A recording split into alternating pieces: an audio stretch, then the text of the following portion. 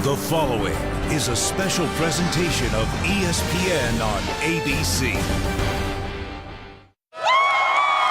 Welcome to South Williamsport, Pennsylvania, home of the Little League World Series.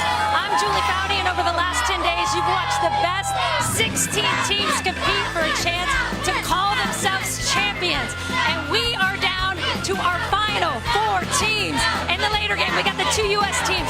We've got Lufkin, Texas, 35,000 strong in that city, showing the love and showing the orange for their boys from Texas. They'll be taking on North Carolina, Greenville, North Carolina, trying to make its first Little League World Series title game. And in the game that's happening right now, we've got Tokyo's Kinesita Little League trying to become the first Little League to actually win 4 titles. And they're facing a familiar foe in Mexico. Mexico is 120 family and friends members strong, and they are loud and proud all week. We're here at Lamity Stadium, ready to start our championship Saturday.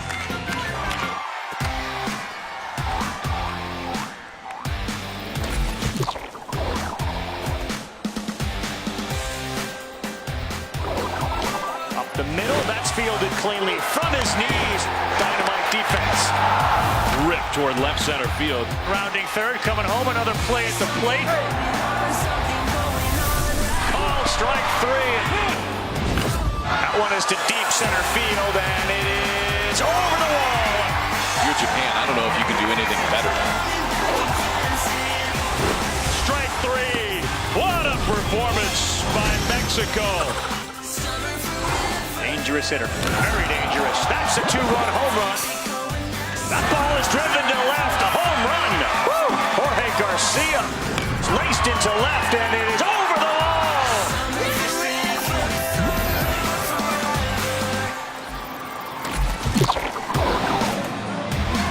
Good afternoon, Julie Foudy. Thank you. We're all fired up. ESPN's coverage of this Little League World Series is presented by Dick's Sporting Goods, and today it is Mexico taking on Japan in the International Championship game. A little later today, Greenville, North Carolina, Lufkin, Texas to determine the United States champion. And obviously with a team from Mexico and Texas, we are acutely aware of Hurricane Harvey and the impact it is having on those communities. Our thoughts and prayers are with them and all those impacted by the hurricane. Here in Williamsport, I'm Carl Ravitch, and welcome. Aaron Boone and Kyle Peterson will join me shortly. What a week it's been. It started last Sunday. The Cardinals and Pirates, the major leaguers, descended upon Williamsport. They had a game to play Sunday night, but they embraced the atmosphere and the Little Leaguers like kids in a candy store. They were here to celebrate the national pastime, and for a whole day, we saw, through the eyes of the boys and the men, a similar passion for the greatest game in the world. It was super cool, you know, being able to come off the plane to some Little Leaguers. Yeah. You know, I wish that we had that opportunity when we were here, you know. It's pretty cool that they're doing. It's amazing. I mean, this is going to be one of the greatest experiences of my life. Hey, you mind if we get on the bus? We had a little dance party. Australia actually was turned up a little bit. This is amazing, man, to turn out the fans and stadiums. It's awesome. It's definitely good to be back in Williamsport. A lot of fun memories. They've got another stadium since I've been here. So cool how they came to watch us. At the wall, and what a play. You know, this is definitely a bucket list for me. To see these kids here, see this, you know, facilities, unbelievable.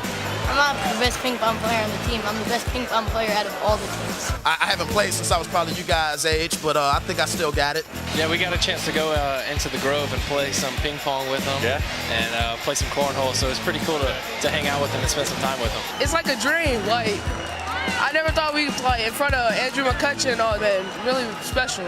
Today will be a day that these players never ever forget. Make no mistake about it, last Sunday was as memorable a day as we've had here in Williamsport, Pennsylvania. I suggest we do it 14 more times so that all of the 28 other teams get a chance to experience it. Aaron Boone, Kyle Peterson, should be a tremendous day. Sebastian Salazar is going to join us as well. Let's focus on the U.S. game first. That's at 3:30 Eastern time. If you haven't seen the kids from North Carolina, in years past there have been dominant pitching staffs. They are right there at the top of that list, aren't they? Yeah, I mean, you play 3 games, give up 1 hit. That means that you're doing doing all right on the mound, and that's exactly what the kids from Greenville, North Carolina has done. They've only done it with 3 arms, which is pretty amazing to get to this point in the tournament and only have 3 kids pitch. The reason? Because of those numbers right there. 1 hit allowed. That was in the 3rd game. 1 earned run, 31 strikeouts. They started this tournament off with a perfect game. Then a little bit of a letdown, just a no-hitter in game 2. Then they give up 1 hit in game 3. They have been dominant the entire time and consistent. And I think the biggest thing is they do it different ways. Mateus, big stuff, mid-70s. Will not see him today. Potentially could see the other 2. Carson Hardy will start. Chase Anderson could come out of the bullpen, but they have been dominant every time they've been out there. They sure have. So perfect game, no hit, 1 hit, maybe 2 hits today. Say this as we get set for the team from Lufkin, Texas. The best game of the Little League World Series was the game those 2 teams played. It was unbelievable, and that's why Texas poses a challenge. They really do, and remarkably, considering what Kyle just talked about, how dominant this pitching's been, it's potentially the Texas power that could match and ultimately defeat North Carolina. Colin Ross goes today, and he's hit 3 home runs already in 4 games for this team. He leads what is a very explosive, a very dangerous offense, and he'll also be on the mound. An overpowering righty. He pitched a complete game in his first time out, including 8 strikeouts. This is a heavyweight match between 2 great teams. No doubt, and the colors certainly will be represented there, the yellow and the orange. As we focus on the international side, you will see plenty of color, plenty of culture. Mexico and Japan have brought big-time fan bases, and they will be loud and proud throughout. Over 6,600 miles away is Tokyo, Japan. Every year they begin this journey 10 months ago with 1 goal, and that is to get to Williamsport. Mexico is very familiar with Japan. They have played them a whole bunch of times in the international championship game, and it has not gone well for Mexico, primarily because they make 1 or 2 mistakes, and Japan hasn't done that. So for Mexico, they're looking for a clean game because they really believe they can beat them. And they can. I mean, we've seen evidence of it so far in this tournament. Mexico lost game 1 of this Little League World Series to Venezuela 4-1. Since then, this team and this offense has been a totally different club. In the last 4 games since that loss, 6 home runs, 7 total in this tournament, and since that loss, they've outscored opponents 28-2. So it's almost like they just needed to get a little bit more comfortable here, because when they did, Mexico has been incredibly impressive. The arms keep on coming. 7 or 8 of them total. We've seen 9 kids total per pitch in Mexico so far, but I think it's the power that's been the biggest difference. I love the matchup today, because when you look at these 2 teams, both of them can really play. The one kid, and we get to know him on the field a lot, let's get to know him off the field. Say hello to Diego Diaz. Hey Diego, can we ask you some questions? Yeah, sure, why not? Who is your favorite baseball player? Jose Altuve. Thor or Iron Man? Iron Man. What's your favorite candy? Kit Kat. Can you act out your favorite emoji? What's the best color? Red. ¿Cuál es tu deporte favorito aparte de béisbol? Fútbol americano. Tom Brady o Aaron Rodgers? Tom Brady. ¿Y dónde te gustaría visitar? Dubai. Swimming pool or beach? Swimming pool. What is your go-to dance move? Dogs or cats? Dogs. Jumping jacks or push-ups? Push-ups. Push-ups? Give me 10 then. 1, 2, 3, Attaboy. 4. Go on. 5, 6. Promise you, he was on his way to 10. He absolutely was able to knock it out of the park as you take a look at the kids and now the fans from Mexico. So Mexico hoping for that clean game against Japan. And you talk about dedication to precision and performance. That is what makes up this Kitasuna Little League. Yeah, and the result, they're so skilled, and it's just a team that doesn't make a lot of mistakes and has historically had so much success here at the Little League World Series. They've already won 3 Little League World Series titles, going for their 4th this year, and the biggest difference, the separator for Japan, has been their defense. A lot of teams can match them offensively or from a pitching standpoint, but when it comes to defense, there's no rival. No errors already in this Little League World Series, but more than that, it's all the plays from the routine to the spectacular that they seem to make over and over and allow them to be in a chance to win another World Series championship. Yeah, and all that hard work has paid off for all 4 teams that are still left. In Japan's case, 10 hours a day, Saturday, Sunday, and holidays. Mexico is getting ready, so are we. Hope you'll enjoy the day and spend it with us at the Little League World Series.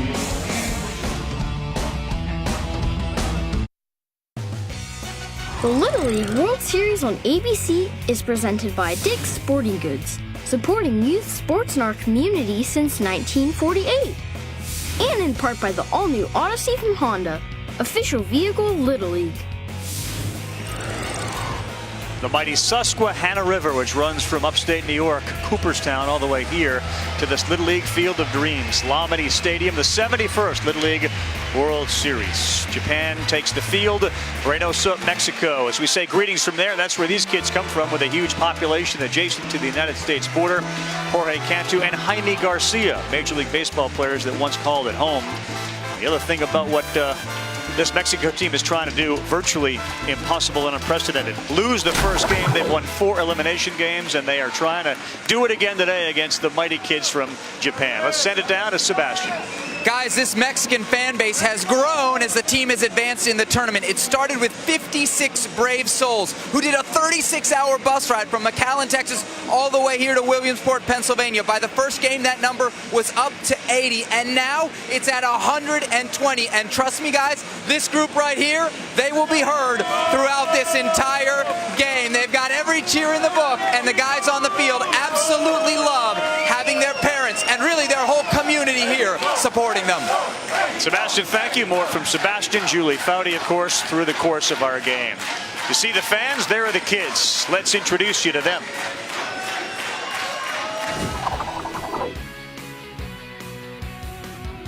Mi nombre es Diego Díaz y mi jugador favorito es José Altuve. Mi nombre es Sergio Dame y mi jugador favorito es Javier Báez. Mi nombre es Samuel Juárez y mi jugador favorito es Javier Báez. Mi nombre es Isaac Miranda y mi jugador favorito es Manny Machado. Mi nombre es Armon Jaraz y mi jugador favorito es José Altuve. Mi nombre es Jorge Lambarria y mi jugador favorito es Yair Molina. Mi nombre es Abraham Hernández y mi jugador favorito es Eric Hosmer. Mi nombre es Saúl Soto y mi jugador favorito es Cody Bellinger. Mi nombre es Jorge García y mi jugador favorito es Carlos Correa. Mi nombre es Carlos García y mi jugador favorito es Clayton Kershaw. Mi nombre es André Garza y mi jugador favorito es Carlos Correa. Mi nombre es Francisco Elizondo y mi jugador favorito es Clayton Kershaw. Mi nombre es Rosendo Cantú y mi jugador favorito es Jaime García. Mi nombre es Eric Vázquez y mi jugador favorito es Roberto Zuna.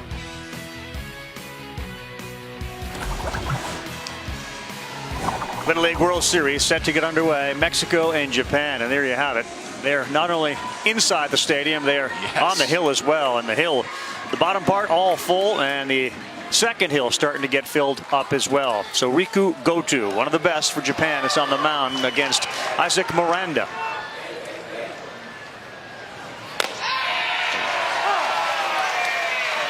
We talked to the Japanese coaching staff yesterday. They said Goto is our ace. 7 1/3 innings so far in this Little League World Series. He has struck out 10, walked just 2. Through a great ball game against South Korea the last time out, too. It's a really good start, and you would think that a guy with a last name like Goto would be the guy they would go to. Sense, huh? Makes sense. Well, and now they'll test how far that strike zone will go away. That one got a piece to the corner. 3 pitches, 1 down, and Miranda heads back to the dugout. There's some of the Japanese culture, and they have been cheering since they arrived. Japan's journey a little easier than Mexico's, and I don't mean as far as their travel. I mean here in Williamsport, they beat Australia 8-0. They then beat a tough South Korea team 4-1, and Canada 10-0. Saul Soto, the right fielder. He swings and he gets the first hit of the game over the head of the shortstop, Miyahara. Soto's been such a good hitter in this Little League World Series, doing things like that. Good, well-located fastball from Goto, and he just reaches out with that outstanding plate coverage and dumps it into left field.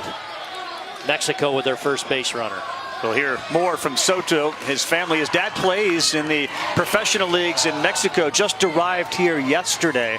So he gets a chance to watch his son play for a World Series championship on the international side. What a story that is. As we watch Jorge Garcia step in, he's the pitcher. He's had a home run here at the Little League World Series, and he's been tremendous at the plate, hitting over 400. He's 5 hits and 12 at-bats. And that one is down the line. It's foul.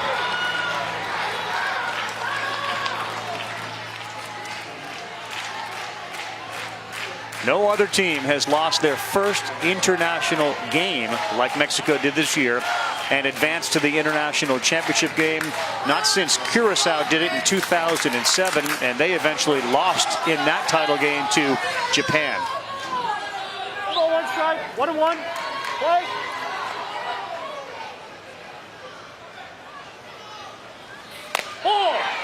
And that's 2 now pitches in this at bat where they've gone a few inches off that plate, and Goto has hit the glove. They haven't gotten the call, so perhaps just a little bit more of a tight zone here from our home plate umpire today. It's got a little cut on that side too. That was 70 miles an hour and moved to get 4 or 5 inches. Garcia swings and misses. Garcia, one of a couple of kids on this Mexico team that have actually played baseball tournaments, many of them in the United States. He's been in Texas, he's been in Missouri, he's been in Kansas. He does say if he won the lottery, he'd go to a Yankee game and sit right behind home plate. He's gone on a strikeout.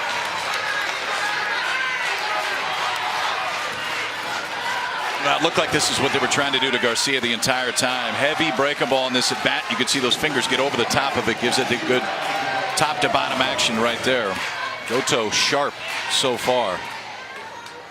And you're seeing the willingness to throw that breaking ball, not only to put hitters away, but even if he's behind in the count, he knows he can throw it in there for a strike to get back into the count. Best hitter on the team for Mexico, numbers-wise, is this guy, Andre Garza, the first baseman. Has 3 homers. He's 4 for 7. He's got 6 runs batted in. He's a food critic. He says the pizza here is tremendous, but he likes it at home way better. On the inside corner. And early on, you're seeing him. If he falls behind and he doesn't get the call with that fastball, he's got so much confidence, Goto does, to just go to that breaking ball, knowing he can get a strike with it.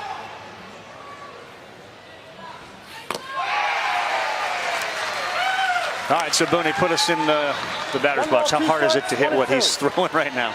Well, it's very difficult because the speed is like a mid-90s fastball, but the ability to command both pitches makes it very challenging. That's a pretty good start for Goto. Strikes out 3. And now Japan comes to the plate. The international championship game is underway.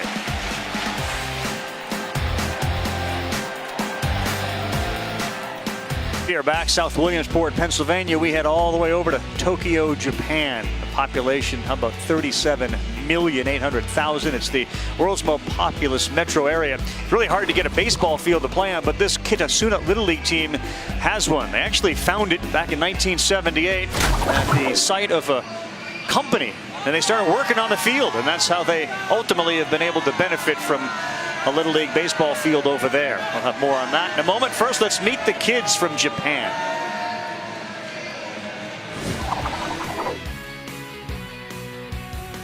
僕の名前は富井翼です。好きな野球選手は田中将大投手です。僕の名前は柏倉拓磨です。好きな野球選手は鈴木大地です。野亮太です。尊敬する選手は坂本勇人選手です。僕の名前は藤原流星です。好きな選手はデレク・ジーターです。僕の名前は井上龍斗です。好きな野球選手は青木宣親です。僕の名前は内地サレです。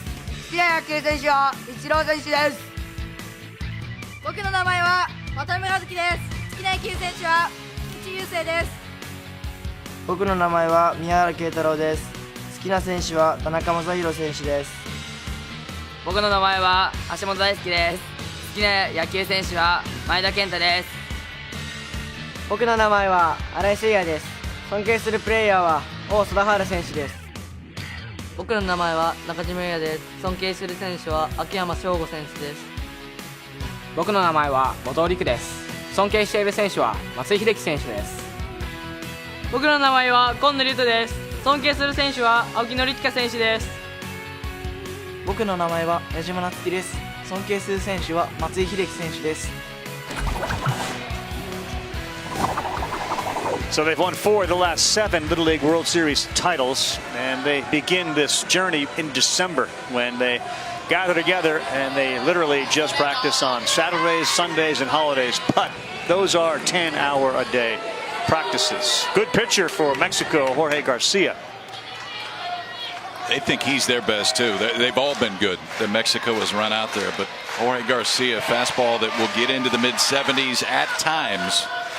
11 strikeouts in 8 innings. Keitaro Miyahara, he leads off.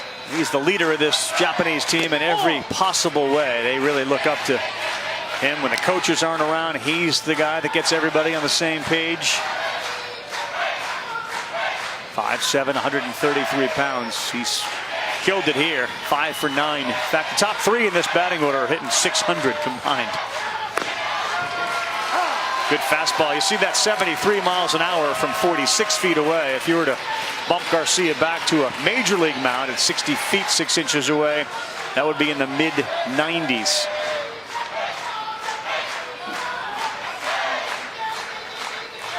Ball. 2-1.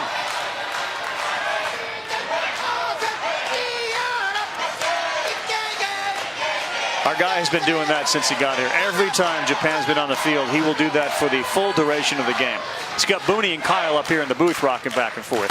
We knew today was going to be loud, not just because of all the fans packed in up on the hill, but because of these two fan bases and their passion and their energy, and it'll be singing all game long. He's cheering for his son too. Keitaro's dad that leads all the cheers on Team Japan side. And I mean, this is 2 hours straight now. This isn't just because the game started. Right. So we got a full count here. 3-2 pitch coming to Miyahara.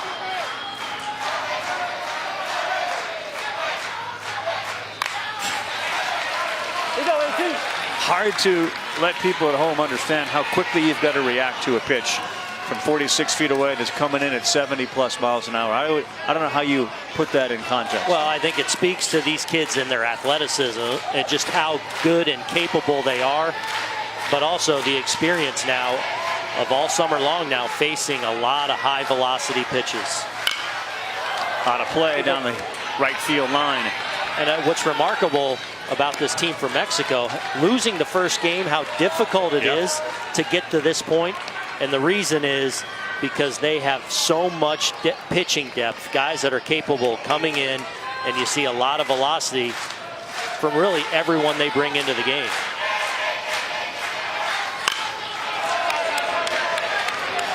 Doing a heck of a job spoiling some pitches. Certainly not spoiling the joy that these fans are sharing with probably about 25,000 or so folks here. And that lower hill you couldn't get a seat on after about 9 this morning. Blankets and chairs. An annual end of summer tradition. That ball is driven to left. 1-0 Japan. What an at-bat for Keitaro Miyahara. And Dad celebrates as he gets mobbed by the fans. Well, look how excited the fan base, the moms and dads are, but also this team, to see their leader, their team captain, go up there and have this at bat where the majority of the pitches were away. He spoiled, and then finally turns around a pitch very difficult to handle, high velocity, up around the letters and in, and he hits a bomb off the light tower out there in left field. And oh yeah, he's fired up. How good was that at bat from a leadoff guy in the game? You get the pitch count up, foul some tough ones off, and then drive it out of the ballpark. Breaking pitch in there to Ryota Ono. He's your left fielder today. May have had Garcia hurt himself on that pitch. He's telling his manager he's okay. He said, I'm fine, but he did jump up and down a few times after he threw that pitch. So when the coach popped out, he gave him the Matumbo. Yeah. Like, no. Hopefully it's not a big deal.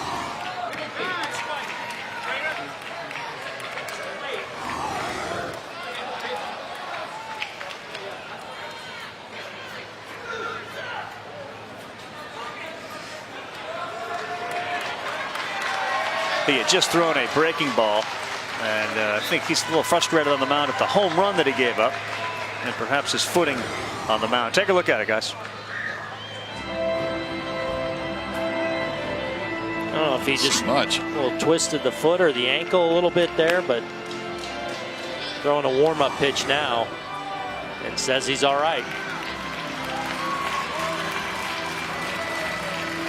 This incredible facility here, Lamedy Stadium, was originally built back in 1959. And then Howard Lamedy Memorial Field is now Lamedy Stadium. It was reconstructed in '68. First night game was in 1992. Put it on your bucket list if you've never been here. And you can say that unequivocally because everybody that comes here for the first time says it looks so much better in person. As good as it looks on television, it's so much better when you're here. That's strike two. I mean, when I was prior to 12 years old, all I wanted to do was get to Williamsport, but it was always just this far away land. Didn't know what it was like. I finally got to come here as an adult 3 years ago. Strikeout, dropped by the catcher, and that's a mistake. That should have been an out. Instead, you got a base runner at first. Yeah, that'll probably go as a pass ball, a little breaking ball. Good execution by Garcia, but just couldn't hang on to it.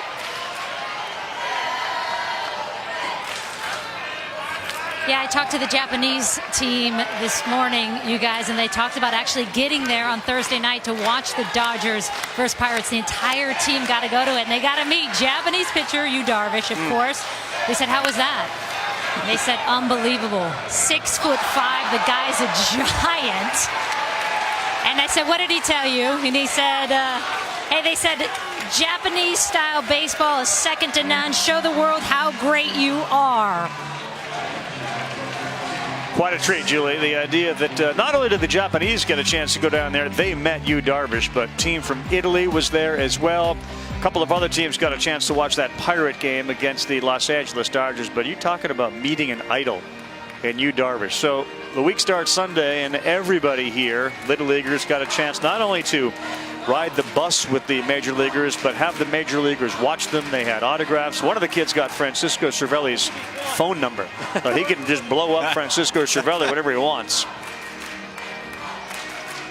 All those yellow shirts, representative of the crowd that is here to root on the Greenville, North Carolina team. You know, what I'm looking forward to is in the weeks ahead, months, even years ahead, as special as it was for these little leaguers to meet those big leaguers, it'll be an even more memorable experience for the big league players getting to come here and interact with these kids.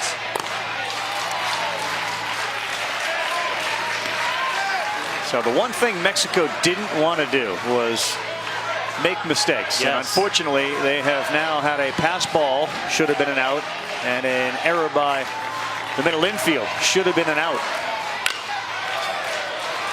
In most games, that solo home run's not going to beat you.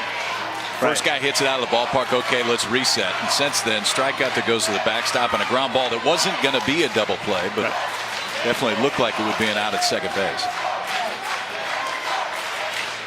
So the cleanup hitter is Seiya Aray.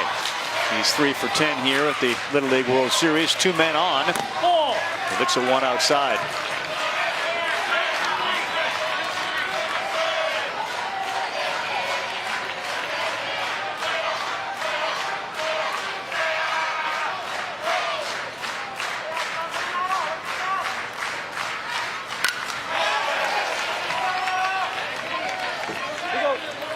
The one thing about this Japanese team is they play as mistake-free baseball as you will see even from a major league team, but certainly from a team of kids of 11, 12, and 13 years old. 1-2 on the way to Arai. Outside, 2-2. 2-2. So that team from Kitasuna, you got to think about Tokyo and how populated it is and how crowded it is. They found a company that actually had this sort of field, and it wasn't even a baseball field, it was just a dirt field back in the late 70s. And one of the original sort of participants in the Kitasuna Little League discovered this, and they actually just began to clean it up. They just went in there and started cleaning up the dirt. There really wasn't much grass in the outfield, and the owner of the company eventually came out, and that ball gets by, and said, what are you doing? Well, that's our field. I own that field. Why are you cleaning it up? And it was explained to the company owner that, well, we have what we want to start as a little league. See these pictures of Williamsport, Pennsylvania. We'd like to be able to go play there. He somehow convinced the owner of the company, like, oh, okay, if you're going to take care of it, sure. So since 1979, they've been using the field. It's a huge advantage in Japan because very few other little leaguers have access to a field like they do. Well, as you talked about, it's so populated in that area that it's hard for kids to even go out and just play ball on their own. You've got to have a field that you have some control over. I thought it was interesting yesterday in talking to their coaching staff. It's actually illegal to go play catch in a public park just because there's so many people around. And so you think about these kids that every Saturday and Sunday are practicing so much. Well, part of it is they can't just go out and play a pickup game all the time when they want to. Fujiwara fouls that off. Exactly. So think about your hometown. But if you want maybe more context, think about New York City and Central Park. You could go there and play catch as much as you want. They have fields there you can use. This is the typical season for these kids, February to December. They do not play at all Monday through Friday, just on the weekends, and no night games. They'll practice until you can't see the baseball, and then once you can't see the baseball, we'll do things that don't require baseball. Like we're gonna go run some hills. We're gonna add to the calisthenics. We're gonna add to the running and stretching and getting yourself in top flight shape. Pitch. Really good one. 2-2 and a big spot in this game. You have the bases loaded. You've already given up one. There's nobody out.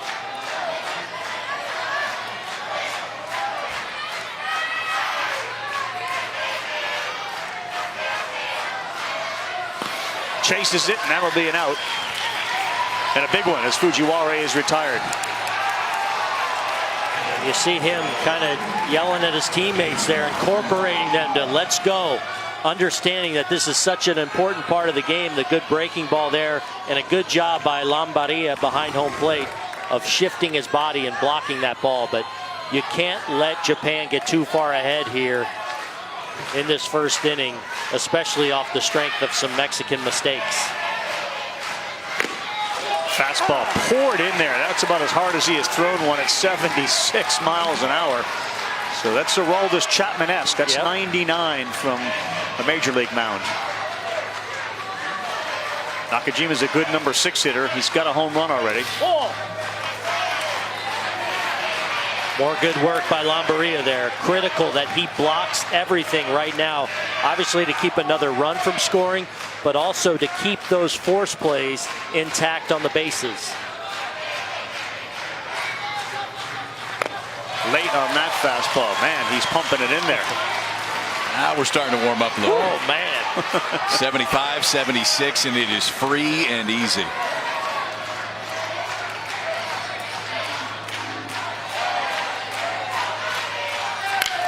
That one is through the left side of the infield. In from third comes Ono. Yajima's going to come home. Here's your play. It gets by the catcher. 3-0 Japan. And Nakajima delivers again. Well, a big tip of the cap to Nakajima there. You know, he's really gotten blown away by that fastball and the overpowering nature of Garcia there. But with 2 strikes, he throws him a breaking ball in the strike zone. And clearly just trying to put that ball in play with 2 strikes. He does that. He finds a hole. The Mexican team throws around a little bit more, and a couple more runners now in scoring position, and no force play intact anymore for Team Mexico. Big at bat there for Nakajima. Little pinch hitter Daisuke Hashimoto comes up instead of Kaz Watanabe. Look out. So Little League, of course, you can carry 9 players, but most carry between 11 and 14. And in this case, they carry all 14 players.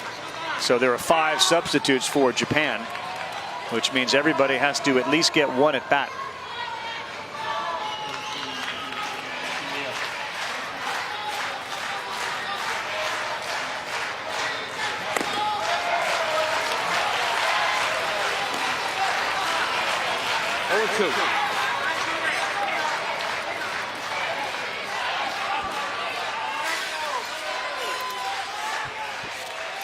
Garcia's looking for some clarification on something.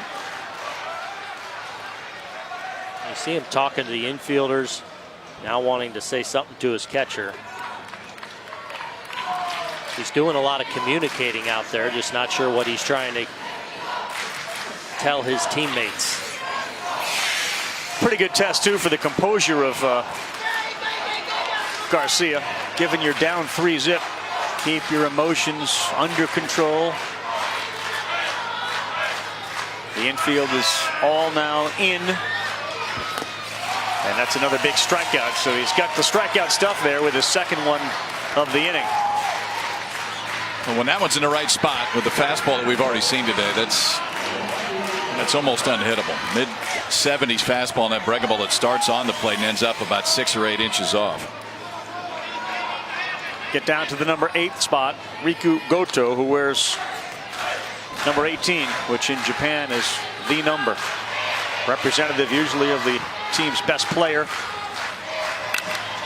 He got jammed, and it's funny, we're watching Goto swing here. We saw him on the mound when he was so great. He's not even considered, even though he wears 18, he's not considered their best pitcher.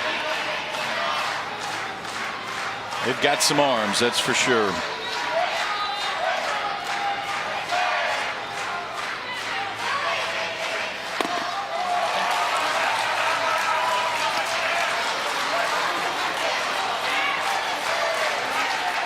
So the pass ball on the strikeout, the error on the infield has come back to hurt Mexico here in the first.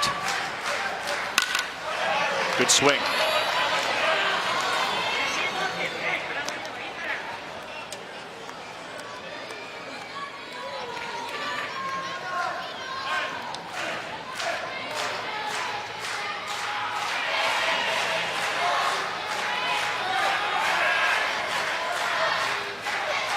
Way outside, it gets by. Another run's going to come in easily and score for Japan.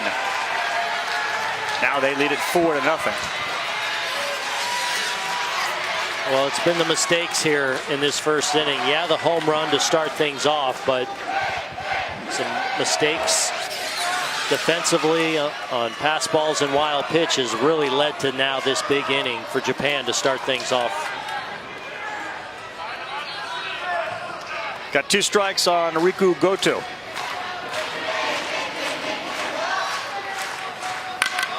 That is down the line, and it just carried into foul territory.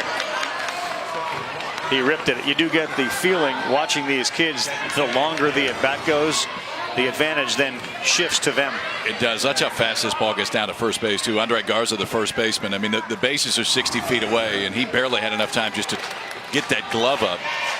Just missed extra bases down the right field line. Good pitch.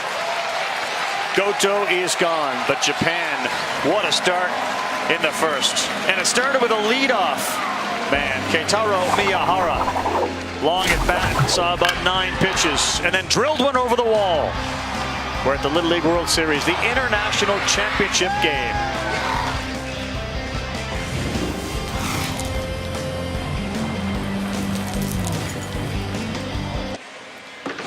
Welcome back, everyone. Little League World Series and everybody into the pool. Hope you're enjoying it. Earlier today, down at Volunteer Stadium, the Challenger Division kids were out there having a wonderful time. They get a chance to not only play on the field, but perform in front of so many adoring fans. They get some medals as well, and it begins what is such a memorable day here in Williamsport, and a great, great sight. Mr. October. Yeah. Reggie Jackson is down there. Little League Grow the Game grant program was created to provide local Little Leagues the resources they need for general improvement and to expand or establish Little League softball, challenger divisions, Little League urban initiative programs as well. For more information, visit littleleague.org/grow the game.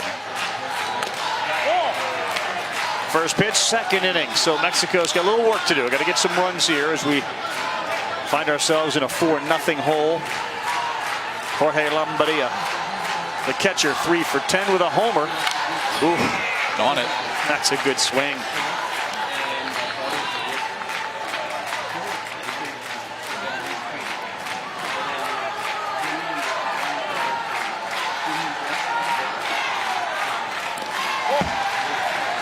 Talking with their manager yesterday, Jose Urrea, and he said, we weren't really surprised that we lost the first game. It's as if they have some jitters, and once they kind of figure it out, then they went off and won 4 in a row. And you wonder if in a international championship game, is this one to send into the corner and right? It could be trouble, just foul.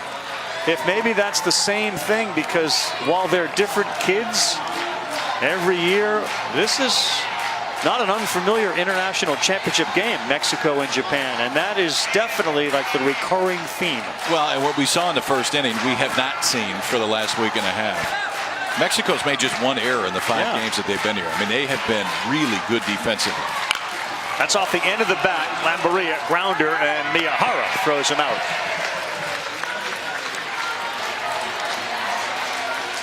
Guys, next up for Mexico, Cesar Monjaras. He had one of the cooler, I would say also more intimate MLB Little League Classic experiences. He got to sit next to the Pirates' Starling Marte for about 10 minutes last Sunday down at Volunteer Stadium. Cesar said he had like 100 questions for Starling, but the thing that stood out, Starling told him, hay que echarle todas las ganas a este deporte. Basically, you got to give everything you have to this sport, and here's why. Because if you do that, one day, I hope we can be teammates in the big. Guys, we've heard a lot of great stories about the MLB Little League Classic, but how cool is that? It's unbelievable. The idea that you're sitting there bending the ear of Starling Marte and doing that with him.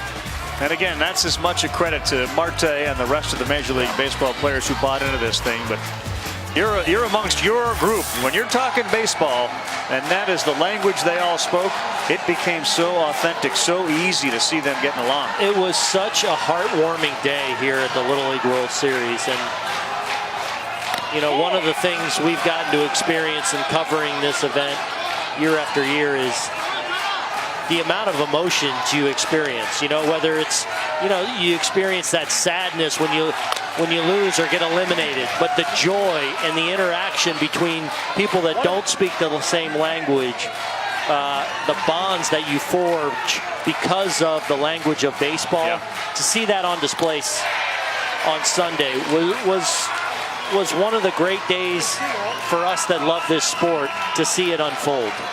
Are you with me? Should we do it 14 more times so all 28 teams, all 30 can get here? I've already talked to so many players from other teams that were like, oh, I want to do that. Really?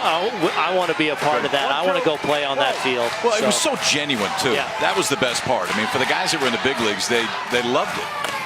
And I think that's what made the whole thing. We knew the kids were going to go crazy for it. Riding on the bus from the airport over here and hanging out with them in the stands. Yeah, I mean, and for major leaguers, this is the dog days a little of change. Summer. I agree. Change of pace. You know, 162 game season, man, it's a grind. And to have them come out here, I think it's a shot in the arm for the big league guys as well.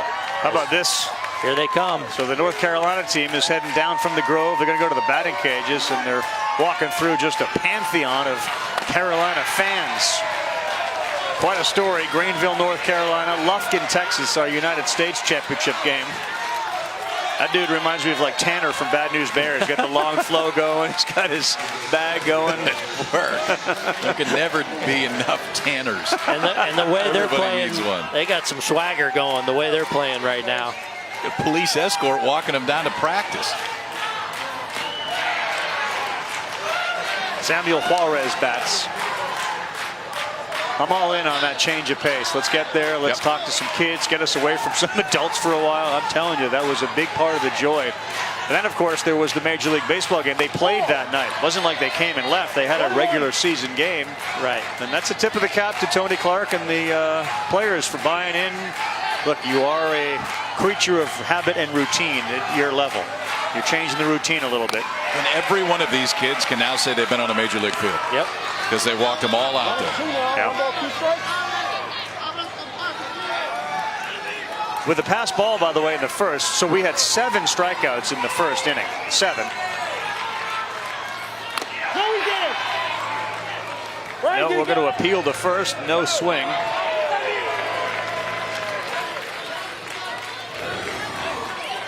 Another look at that.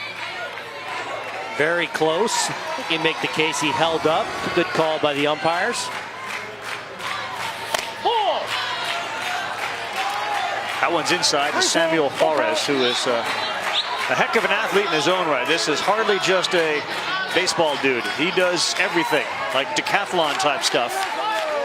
If they get into a position to close the game, he's coming in. Swings and misses at that. So 7 in the first inning. We add 2 more here. 1.5 through, we got 9 Ks. They'll be on at 3:30. This presentation of Little League World Series continues after this message and a word from our ABC stations.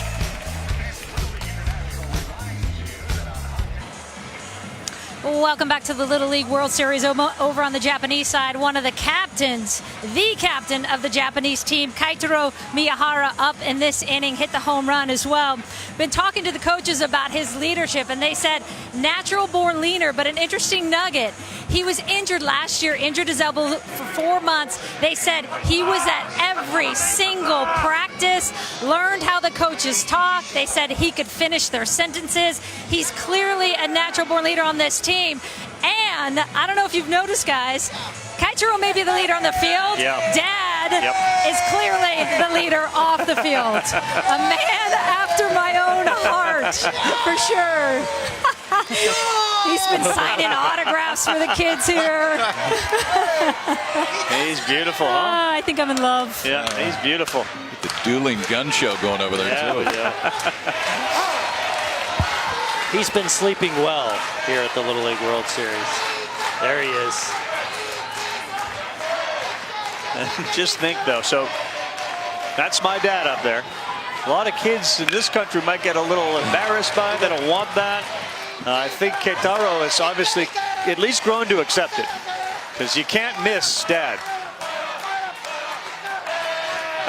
I love the joy that's just exudes. Mexico a little quieter right now. Ichisawa and then Keitaro will come up, and Ichisawa strikes out. 5th strikeout already for Jorge Garcia. See, does the volume go up when Sun comes walking up? There's not a lot. You can't turn the volume up much more. Eric Vasquez down and throwing in the Mexico bullpen right now. I think that Mr. Garcia might go on a little run here, because the stuff in the first inning was outstanding. Yeah, and sometimes you see, in these games, the kids, they get a little overwhelmed when things aren't going well. Garcia seems to have a real nice way about him out there. He seems to be in command, and ultimately, he's got great ability, and it looks like he's starting to lock it in a little bit. That's a good pitch. It was a 9-pitch at bat that Miyahara homered on. And that's not a mistake, even though we have 1 out in the second inning, so you think you get 4 outs. He's got 5 strikeouts in the game. There was a strikeout that was a pass ball.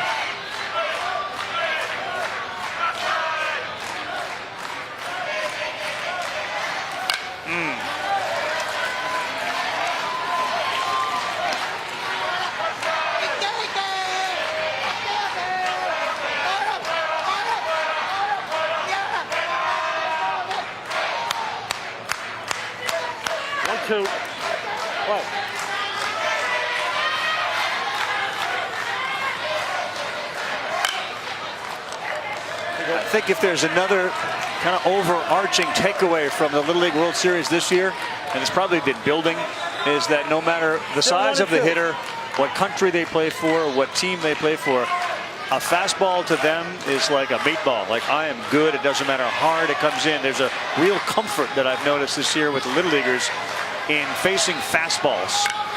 Well, look out. I think we're seeing that. Think about the big league level and all the velocity and all the guys throwing 95, 98, 100 miles an hour in the big leagues. Seems like big leaguers are much more equipped and capable of handling those high speeds. And I think it's just now trickling down all the way down to Little League where, yeah, they see velocity all the time and they're getting really, really good at timing things up. So here we go again with a fairly long at bat for Miyahara. And he got jammed on that one. He keeps fouling it off.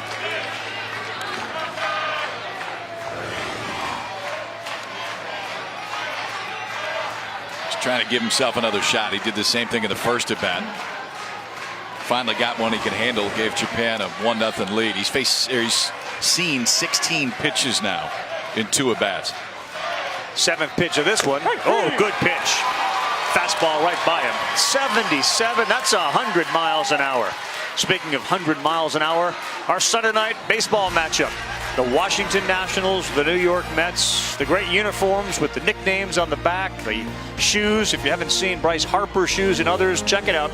7 p.m. Eastern Time. Baseball tonight, Sunday night countdown, and then the game at 8. Both stream live on the ESPN app. 6 strikeouts for Garcia.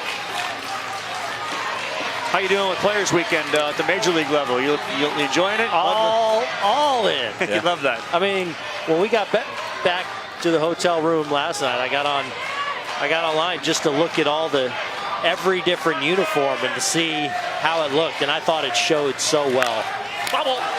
Get an opportunity to see what the different nicknames mean, see what the different colors, the cool different bats guys are able to use. I think it's a great change up in such a long season. Last weekend in August, obviously. Then you start to get to September. We're going to lock back in. Oh, another strikeout for Jorge Garcia. How good is he? You're done, Jorge. That's all you got.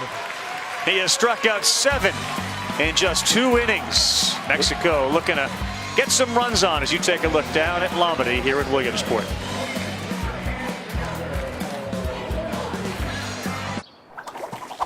It's good to be alive right about now.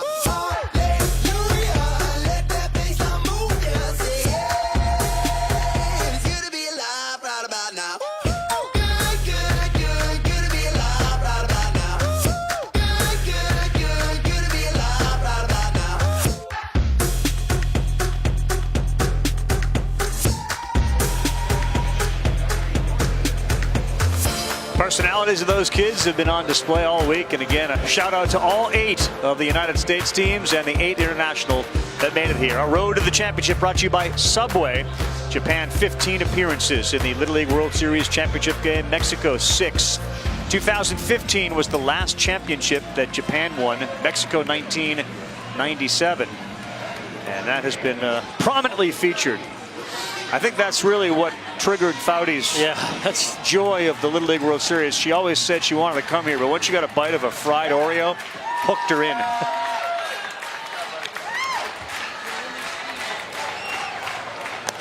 You know, I honestly thought, I'm not sure I'm going to like fried Oreos, which is amazing because I'm a donut freak, right? Right.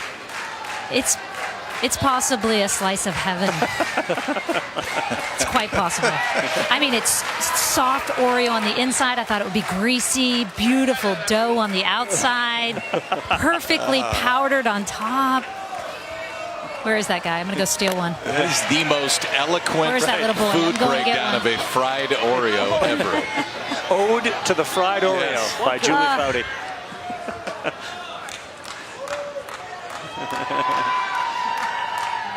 We found him, Julie. That one is not fouled. It goes out of play, so he's going to go to first base.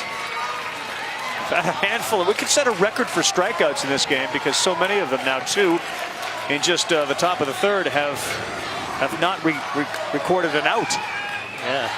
Another look at that breaking ball, and Arai goes to catch it instead of blocking it, and that skips off the hard dirt there in front of home plate and bounces all the way up on the net behind home.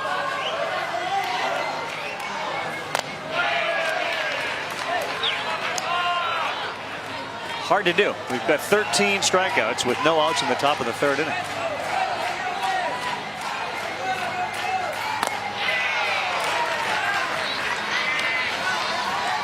Miranda's the leadoff guy, wears number 9, and boy, as a leadoff guy, you'd love to see him make some contact, get something going for Mexico. Well, you just got a little bit of a break with the wild pitch to get you on base, and it's string together a couple of base runners. One thing about this Mexico team is they've got power. So a mistake, especially to some of the guys coming up this inning, you make a mistake in the middle of the play. This is a team that can hit the ball out of the ballpark up and down this lineup. And that may be what it takes to get back into this game. 0-2. Outside. Our friend Isaac at the plate is a big fan of the Boston Red Sox, and he figures that Fenway is the place he wants to go play, that the cold weather up there wouldn't bother him at all. In fact, he'd embrace it. He's gone. Another strikeout. 7th of the game for Goto. Down to Sebastian. Guys, Saúl Soto is up at bat. I'm here with his father Saúl and mom Alejandra. A ver, Saúl, empezamos con esto. ¿Qué tan complicado fue tu viaje aquí a Williamsport? No, pues fue muy pesado, pero bueno, como te dije, nada importa más que venir a ver a mi hijo. Fueron varias horas que viajé desde Aguascalientes a Reynosa primero, porque ahí se acabó la temporada mía, los playoffs. Después de McAllen a Dallas, Pensilvania, y en coche para acá, para Williamsport. So Saúl has played 20 years in the Mexican Professional League, also in the minor leagues here in the States. His season just ended. He said he had to come from Aguascalientes, which is kind of the center of Mexico, up to Reynosa, drop his bags off, McAllen, Texas, to Dallas, to Philadelphia, and then drove in here to Williamsport last night. Obviamente, valió la pena. Mira, en tus 20 años como profesional has vivido muchos momentos lindos, me imagino, pero ¿cómo es ver a tu hijo no solamente jugar al béis, pero representar a su país? No, pues eso es algo que como te lo dije antes, o sea, yo creo que he tenido campeonatos, he tenido muchos logros en mi carrera, pero es un sentimiento muy diferente ya tu hijo verlo aquí en una serie mundial, el sueño que tuvo desde pequeño él. Entonces, para mí yo creo que eso es lo más grande ahorita. I asked him about, all his career and how this compares to kind of what he's lived through. He said it's the maximum, the best. He's had a lot of championships, but to see his son, who's had this dream for a very long time, complete that dream is something very special to him, really over anything else that he's done in his baseball career. A ver, Alejandra, como madre, que has estado aquí todo el tiempo, ¿cómo has vivido esta experiencia? Pues viviendo cada minuto, cada actividad que hemos hecho, cada momento que nos han dejado estar con los niños, viviendo al máximo y disfrutando la compañía, las amistades, conociendo gente de otros equipos. Muy padre, muy padre. Mom tells me it's been a very, very cool experience. She's got to meet people from all the other teams all over the world, and that being here with this very united group of Mexican fans has been a joyous experience. Guys, I'll send it back up to you. I have a feeling I'm being drowned out here by the raucous crowd. Well, we heard it all, and it was great. 2 on now, and a big chance here for Andre Garza. This is one of those guys with one swing that could change it. He's got 3 home runs at the Little League World Series.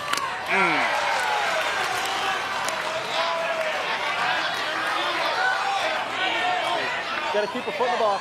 Okay. Goto is after his 9th strikeout. They're set up way outside. Ball.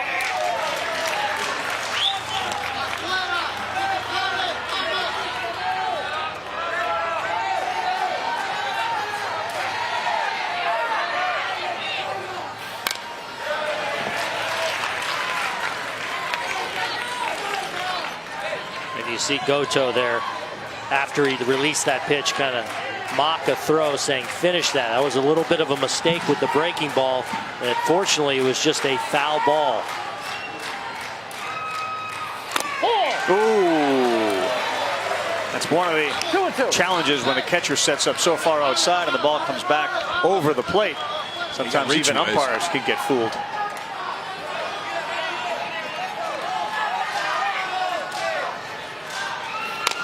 He's gone, and that's a big strikeout with 2 men on. 9th strikeout of the game for Rico Goto. 16 strikeouts combined.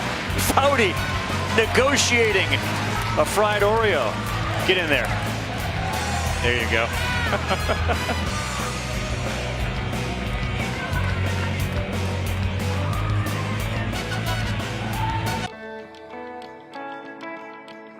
You know what they say, the early bird catches the worm.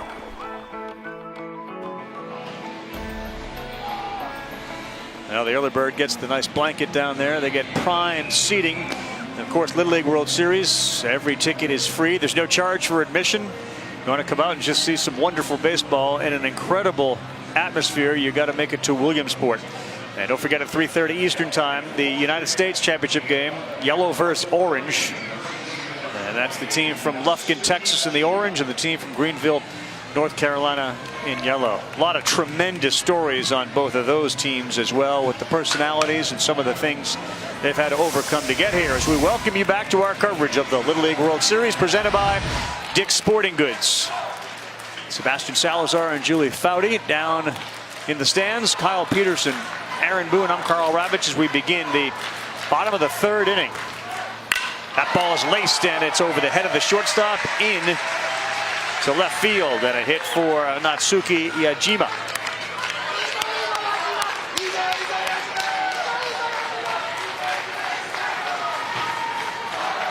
Got a little action in the Japanese bullpen as well.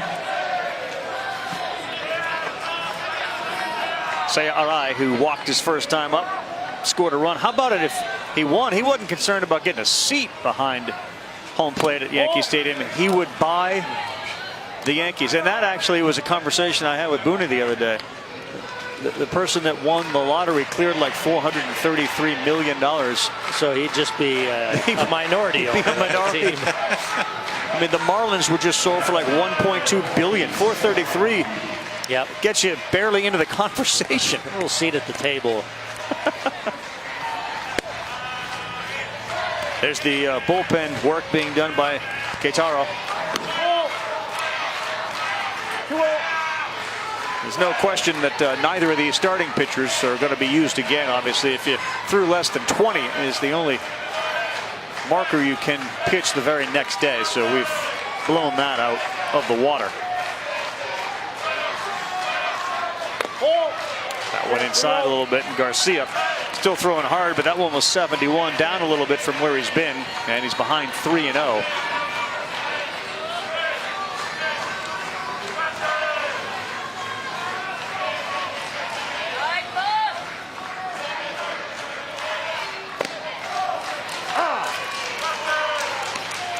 Yeah, we're good. That was 75. We're fine.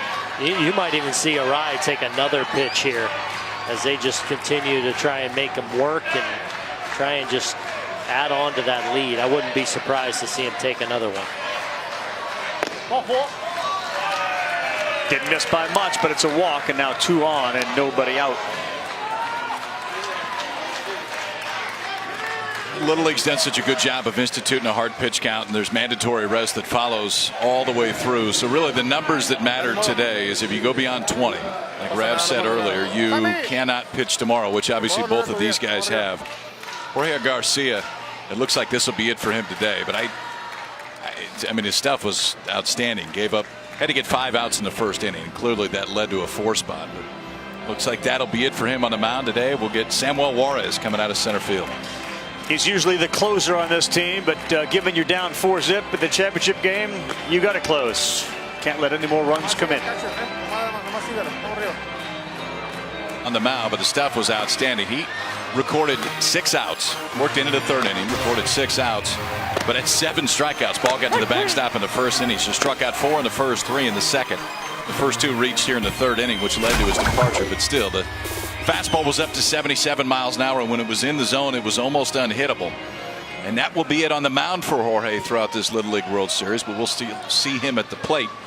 Enter Samuel Juarez from center field, and it's not like the stuff changes very much. Mexico just keeps throwing arms at you. First guy he's got to face is our buddy Kasho Agura, who is 4'11", 95 big pounds. Thought about bunting there. With 2 on, a single and a walk. Change of a pitcher and a pinch hitter.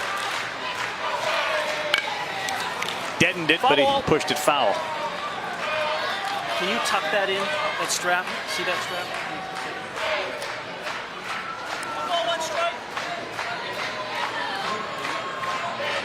When he's not playing baseball, he likes to get in the pool and do a little swimming. His role model's Matsui.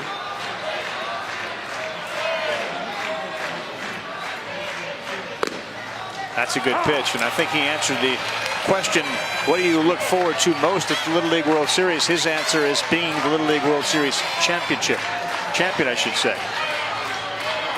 Kono said the same thing. Miyahara winning the whole 2017 World Series. I think they're of a single mind.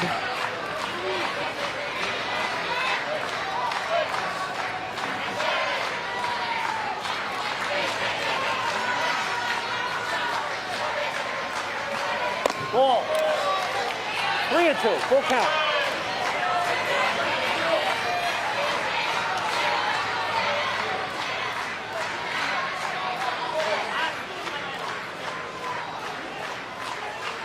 Payoff pitch on the way, 3-2, and he spoils it.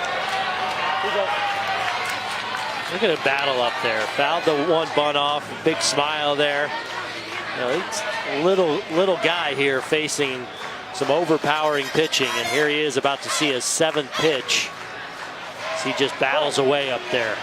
Climbing all over the plate. Yeah. Those toes are almost even with the inside corner.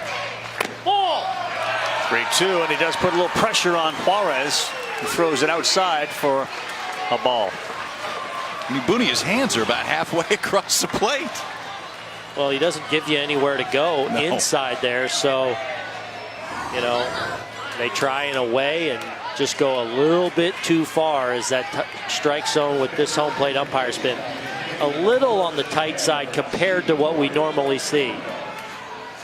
As that pitch was definitely off the plate, but sometimes that's a pitch we've seen called. Real dangerous time for Mexico. Down 4-zip, nobody out, and the base is loaded. There's an off-speed pitch for a ball. That's a pretty good one there. Yeah.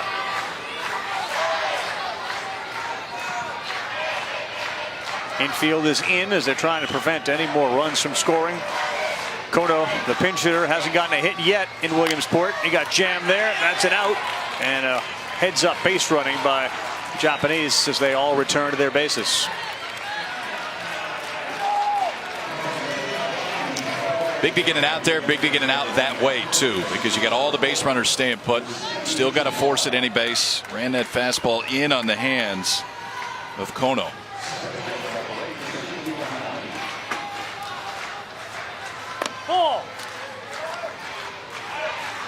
Kazuki Watanabe is getting his first at bat.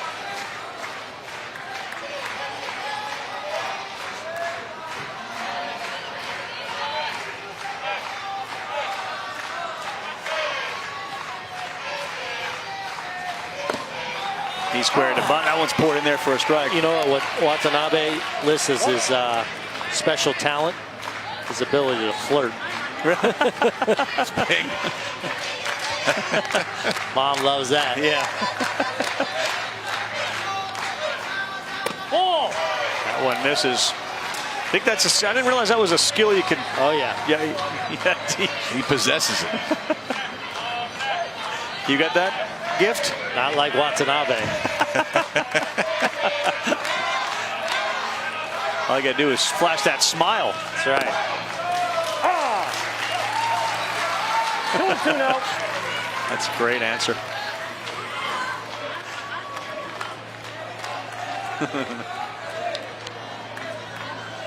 Long way from home, but those parents, those moms, dads all helped prepare a big meal last night for these kids.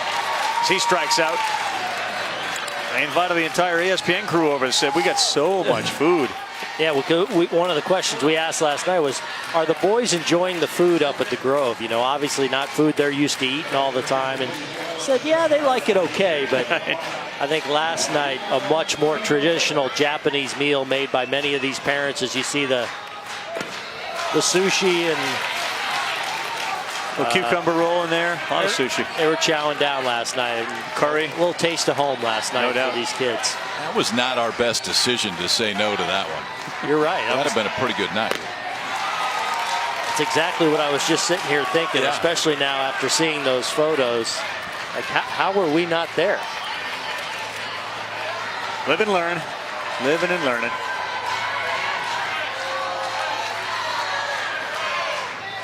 Oh.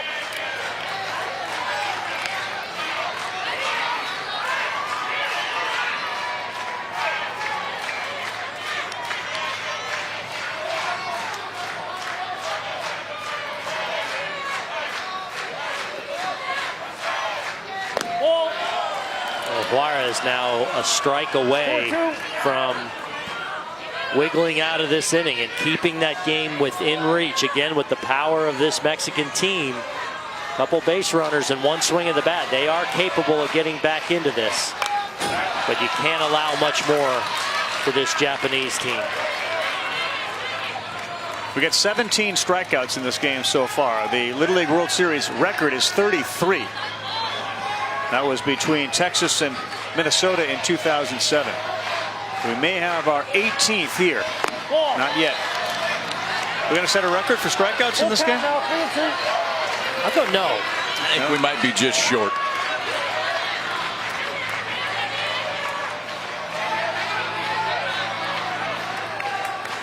(3-2). Oh, he calls a strike on the corner. That's the 18th strikeout of our game. We're halfway through. And this presentation of the Little League World Series continues after this message and a word from our ABC stations.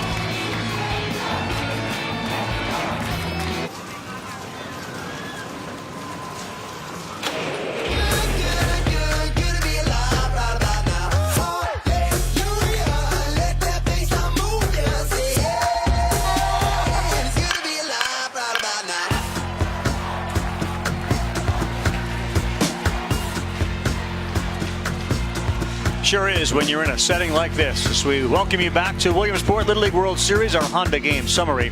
Miyahara, who you just saw whack that ball, led off with a solo home run. Riku Goto on the mound has struck out 9. The teams have combined for 18 strikeouts. Tomorrow, 3 Eastern time on ABC. The winner advances to the World Championship. And sometimes you get so close to an event you forget, like, this is truly like a World Championship. When you bring countries and United States representatives all to Williamsport, where Little League started back in 1939 because somebody decided, you know, I need something for my nephews to go do, so we start Little League. This is a World Series. Italy, Canada, South Korea, Japan, Mexico. In other years, Chinese Taipei. Think about it. You're in the middle of what is sort of an Olympics for Little League baseball players. And again, one of the great things to witness is to see the bonds formed between different nations' kids. And again, not speaking the same language other than the language of baseball and being a kid. It's a lot of fun to see those bonds and that camaraderie form. You know, too, I mean, the world is so interconnected now, especially kids at this age with phones and Facebook and everything else. I mean, you got to think and assume that after it doesn't end here. Right. These kids will have relationships for years to come. You know, they have this thing called FaceTime now. Yeah, you had a big day today. That's right. We landed on the moon. That's the swimming pool. That's the Grove. That's where only the Little Leaguers and their coaches are allowed. Yep. That one is into left field and a hit for Mexico and a good start to second base. Lambaria. He's hit it twice. He grounded out to the shortstop and now he delivers a hit. Another good start for Mexico as Lambaria jumps on a breaking ball and hits it down that line. Remember, they started last inning with a strikeout but got to first on the wild pitch. So back-to-back innings now, that leadoff runner is on. And again, if they can get base runners on, the potential for that one swing exists with this Mexico team as much as anyone. They've hit as many home runs in this tournament as anyone else. They can score them in bunches.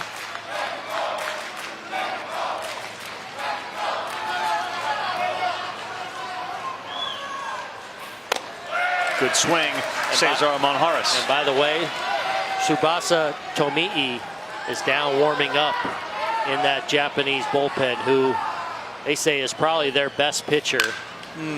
Be interesting to see if he's just down there throwing or if he may actually come into this game. They would have him available for 20 pitches or less today, and he would still be eligible to go tomorrow, but 0-2. Strike 3. Could be shades of last year's Major League postseason. Yeah. Bring him in, high leverage situation, keep him under 20 pitches, potentially have him available to go tomorrow. Yep. Tomi'i is the dude that pitched in the first inning, threw like 9 or 11 pitches, and then went out to the bullpen while his team was up to just throw more. And so that very well may be him just warming up for today as much as potentially tomorrow. Breaking ball to 27, Eric Vasquez. He has already been out in the bullpen. He threw. He's a very good pitcher.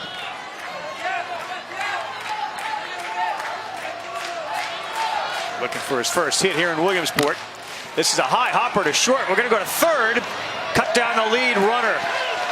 Not usually you play you see made, but Miyahara recognized base runner's right in front of me. Why not try it? And Lambarilla is out. Watch how good of a job Miyahara does at immediately getting into his legs. Watch, he gets to an athletic position, so he guarantees he's given himself a good chance to make a good throw. So often at this age, the kid will stand right up and they don't set their feet properly, but they're so mechanically sound and fundamentally sound that they avoid making mistakes on a simple play like that, playing catch.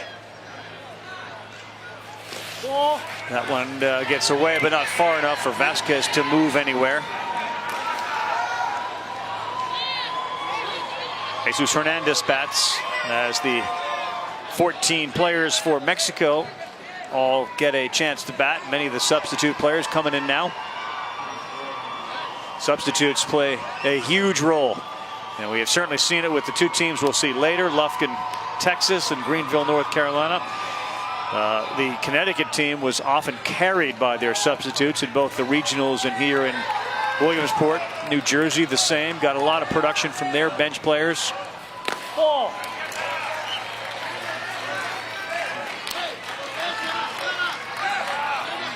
One of the things coaches have told us, the buy-in of all players, regardless of your role. If you really want to get to Williamsport, you want to have success, you got to make sure that player 11, 12, 13, 14 are as committed to the project as players 1, 2, 3, and 4. Because they're all going to play. They're all going to play. And they're all going to, at some point, come up in a big spot or have the ball hit to them in a big spot. Look out, that's ball 4. So 2 on now for Mexico, and you wonder how long the Japanese manager will let Goto go. 66 pitches. It does seem like he is finally starting to get a little bit tired. The command not quite as sharp as it was the first few innings. どうか調子悪いわけじゃないんでしょ。落ち着いてストレートはコース。いい？でカーブは低めな。もう4点3でホームラン打たれたってまだ1点勝ってんだから、しっかり自信持っていい？キャッチャーミット見て自信持ってな。やることはやってきたんだから、あとは自信持って投げるだけだから。終わった？押してこう。Junji Hidaka's message was, all you got to do is throw. You got this. Take it easy. Take a breath. That's his first walk of the game. He's been pretty good. Samuel Juarez, you see him there. He's gone in as a special pinch runner at second base. And Rosento Cantu will get a chance to swing. So first and second. Mexico, the last couple of innings, have had some runners on and have just not been able to come up with a big hit. Garza struck out with 2 on last inning.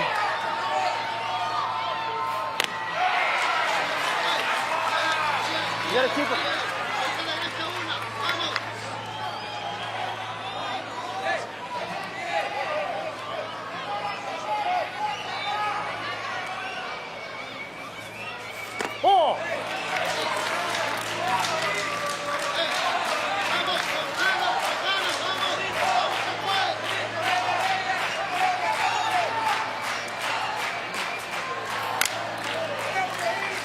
Can't do fouls. That one off at the plate. Diary of a Wimpy Kid. That's Rosento's favorite book. He's a big Vin Diesel guy. That is a popular one at our place, too. Diary of a Wimpy Kid. Yeah. Clayton Kershaw is the guy who wants the most meat, and he's gone there. That's a strikeout, and sprinting off the field is Goto. Picks up his 11th strikeout. Kettle Corn's fired up. We're looking forward to the U.S. Championship game. 3.5 in here. The Little League World Series on ABC is presented by Dick's Sporting Goods, owner of Dick's Team Sports HQ, the official free league technology provider of Little League.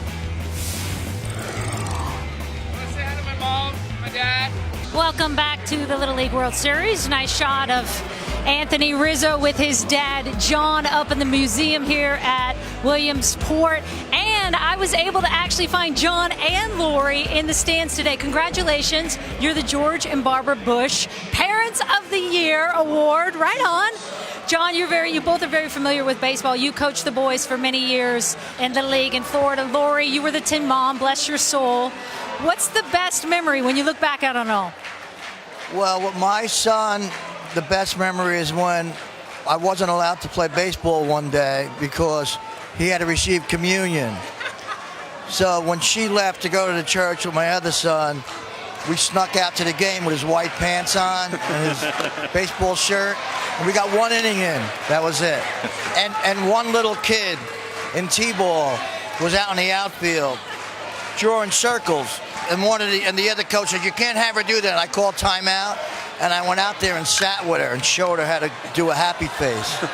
That was a couple good memories there. Those are great ones. Lori, obviously not all of us have sons who go on to win a World Series for the Cubs.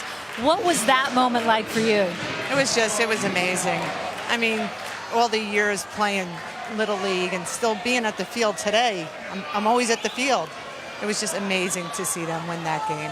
And John, besides telling them to go to communion, what other advice would you give to parents who have young boys and girls coming through? Don't take it for granted. I look back, it's literally a blink of an eye from when your kids play Little League until they're working and in college. So just enjoy every second with your kids because it goes by really fast. Does indeed, absolutely. Congratulations again on your Parent of the Year award. Really good stuff. The Rizzo's terrific parents and a great perspective from Dad John there. 0-2, that's a ball. I thought he said it was a ball, but he then swung at it. And that's a pass ball. It's another strikeout to the total. So as far as what Anthony looked like as a little guy in Parkland, Florida, there you have it. And you can see it. Like, you could say, who is that? And you might say that's Anthony Rizzo. That face. Lid, too. Yeah. We took the boys up to the museum yesterday. Yeah. Hadn't been in there in a long time. And they've got a really cool area that has one of Anthony's game-used jerseys with the Cubs and a bat in there. And if you guys haven't been up there, that museum is really well done. It's cool to take an hour or so and go through it. A lot of interactive stuff up there at that museum as well. There's a pretty good line outside the museum as folks are here to watch the United States game. So they're trying to take in both the museum, and that's it up there above the hill, and the games themselves. Rizzo and his Cubs not having it as easy as they did last year. A pretty good battle in that National League Central. Oh no, on the ground to second with some topspin. They'll go to shortstop. What's the call? Wow. Kind of a delayed call out there at second base by Michael McCullough. I thought at first Diaz was going to go to first base, but he actually does a really nice job of getting rid of this ball. It's going to take him to his left, so it makes it a little more difficult to go get the lead runner. But he gets his feet around. The throw's a little low. It's a good pick by his buddy over there, Monjaraz. That's real close play out at second base. Yeah, we may get another look at this one here. I think the only question was whether the foot of Manharaz was on the base, because I think the ball might have beat him, but the foot might have come off a little early. In my experience, if you catch that ball, it's the ball that will catapult you off the base unless you have to go catch it. And I think he's clearly on the base. The question is, did he beat it? Hard to tell from there, but I think he's out, but it's worth noting that the call on the field is safe. So you'd have to have, evidence to overturn the call, and it's hard to know for sure, even though he looks like he's probably out, when exactly that foot gets the second. Okay, guys, un momento. He's out. Good work, boys. It starts with Diego Diaz getting it going and getting that ball over than enough time, but Manharaz made a heck of a play because you're moving, you got to find a base, you got to find a baseball all at once, and you got a base runner sliding into you at the exact same time. It's a big, big out for Mexico right there. A, to get the out, B, to get the lead runner. Here's Yajiba. Reached on an error, singled. We're at the number 3 spot in the order for Japan. There's 2 down at the bottom of the 4th. And Eric Vasquez so far availed himself quite well, doing a good job on the mound. Throwing a little slower, a little more breaking balls, and that's in there to get ahead 0-2. 0-2.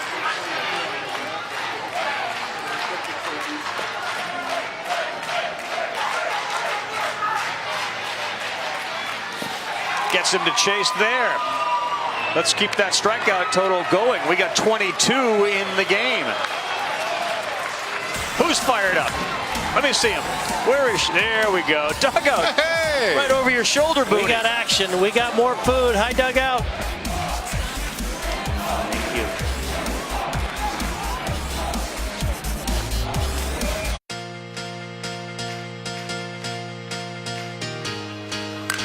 And this one to right center field and deep and carrying over the wall.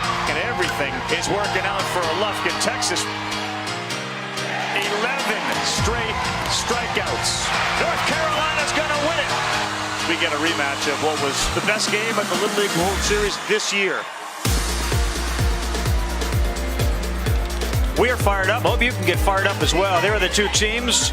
They've certainly got to know each other really well. Hey, guys. There you go. You're on TV.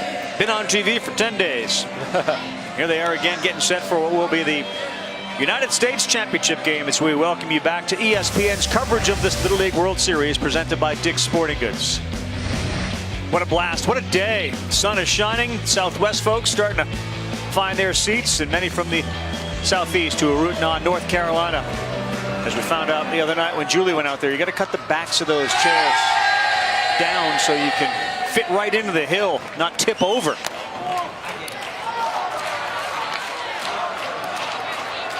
Figured it out.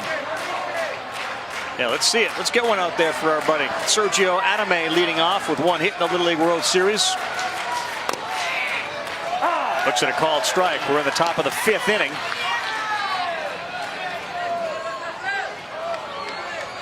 Riku Goto, 4 innings, 11 strikeouts, 1 walk. Little breaking ball there. Thanks, Dugout. Appreciate that. You want something, buddy? How about sharing some of the sugar with Seb over there? Sebastian's just, Seb, do you want me? it? Sorry, buddy. Oh, I'm sorry. No, Seb, I'm sorry. This is for us. About Dugout all over. In a flash. Rocking the Elvis uni right now. He's been in the building, and now he's all over the building. Yeah, he is. Julie breaking I'm down trying to find out what uniform. What Dugout is wearing, actually. Wow. It's some bling on. I think it is. You need my baseball bling, brother. Or sister. I'm not sure. You want my baseball bling, Dugout? You want to borrow that? Oh, on the ground is short. That's an out. You can see the routine. First baseman catches it. Catcher backing up. We'll flip to the catcher, and then we'll throw it around the horn. Even that stuff is a little next level. Yeah, you know, like when you get it out, there's still some flash to it after that. Well, they take so much pride in simply playing catch. So their catch and the way they throw the ball around to one each other is at a very, very high level, a very advanced level, because they take so much pride in it. Jorge Garcia led. You've really hammered that point home. You made a big deal of that playing catch can be really important. Yeah, and the better you get at it, the less inclined you are to make a mistake. That one is ripped to right. It hangs up for the right fielder, and the hardest hit ball ends up in the glove of Yuya Nakajima. This presentation of the Little League World Series continues after this message and a word from our ABC stations. Hey, boys. Welcome back, everyone. Carl Ravitch, Aaron Boone, Kyle Peterson up here in the booth. Hey, the first inning really was the story of this game. You had a Miyahara leadoff home run, and then after that, Mexico made some mistakes. There were 3 unearned runs to go with that home run. Yeah, and Miyahara set the tone early with a 9-pitch at bat before hitting that home run. And then you're right, I think the nerves that maybe the Mexican coach talked about showed up a little bit in that first inning as they didn't play a clean brand of baseball. And Japan, to their credit, as they seem to always do, when you make a mistake, they can take advantage. They sure can. Kitasuna has won it in 15 as well as in 12. They've won it another time. They're looking to become the first ever to win 4 Little League World Series championships. There's the leader, Miyahara. He's the shortstop. He hit the home run. He's now out in the bullpen. We saw Tomii warming up earlier, and now Mexico's going to get a little action down in their bullpen as well. So bottom 5, 4-0 in favor of Japan. And starting things off is Seiya Arai.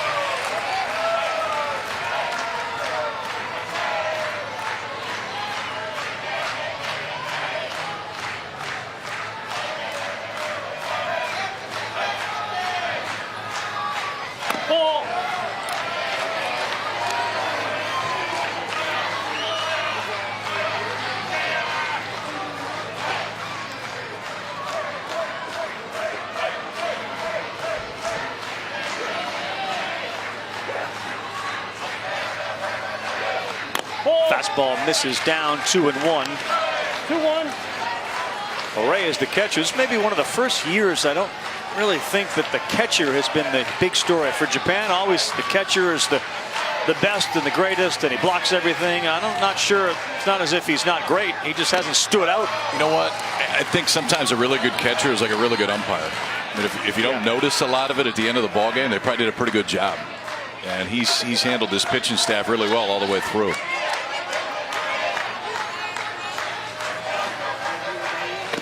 Everybody fell in love with Edward Uceta, who joined us yesterday during our game from the Dominican Republic. Played everywhere, caught as well. Little guy, but he sort of was the talk of the town for a long time. Wouldn't shock anybody if Uceta ends up someday playing at a real high level of baseball. There's our guy. Look at him coming in from third base, the bare hand. And then here behind the plate. Watch him clear here. Just look at the actions. He just looks like a pro, and he's a little kid. And then on the mound, the ability to throw all his pitches. And he was in a real battle with Venezuela, and just so charismatic. The clear team leader of Team Dominican Republic. I thought it was really cool after that last game. The head coach in Dominican Republic, when they were in the press conference, they asked him a question about Uceta and just where he got that emotion from. And he couldn't finish the answer. Said, you know what, if I talk about him too much, I get emotional just because of the impact that he's had. He had that impact on all of us. Yes. And it wasn't just his manager. Like, if you saw that kid play, you were all in right away. And you asked that question of their manager, who's not the most emotional guy by any stretch. I mean, he'd come out and kind of get on his kids and very stern. And when you talked about Edward Uceta, man. Quite a story here, and when you think about Williamsport, certainly you think about the way that these kids deal with all sorts of adversity, including like injuries on that foul ball. Good news is our catcher Lambaria going to hang around. You have the athletic trainers out there and his coaches. handshake and show of sportsmanship from the Japanese player, Arer.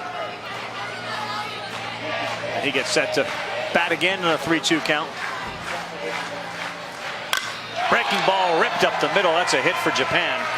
And that's their 4th hit of the game. Yeah, and a perfect day now for Arai. A couple of base on balls and a really sharp single there to center to kick things off here in the 5th.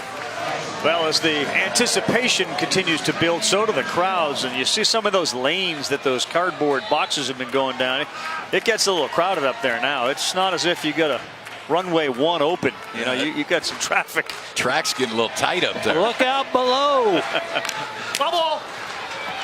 Bunted foul at the plate. I think I saw somewhere the question, does Little League provide the cardboard boxes? And you gotta, that's a bring your own. BYOC, bring your own cardboard. Yeah, we got a little bowling alley going on up there right now. It's you got to keep your head on a swivel. You might get wiped out up there right now. Look out.